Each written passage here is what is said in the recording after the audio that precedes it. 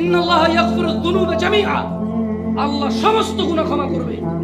ইন্নাহু হুয়াল গফুরুর রহিম, কারণ তিনি হচ্ছে ক্ষমাকারী, দয়া।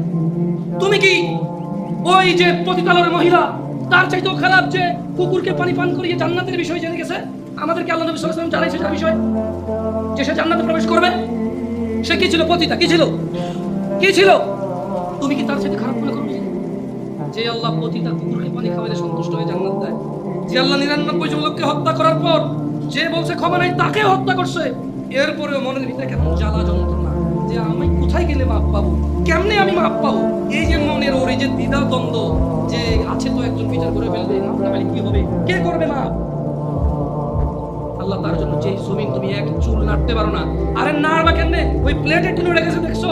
বলতেছে যে ঢাকা শহর খালি করো, 24 লাখ মানুষ মারা যাবে, এত মানুষ মারা যাবে, ওই মাটি কি আল্লাহ কাছে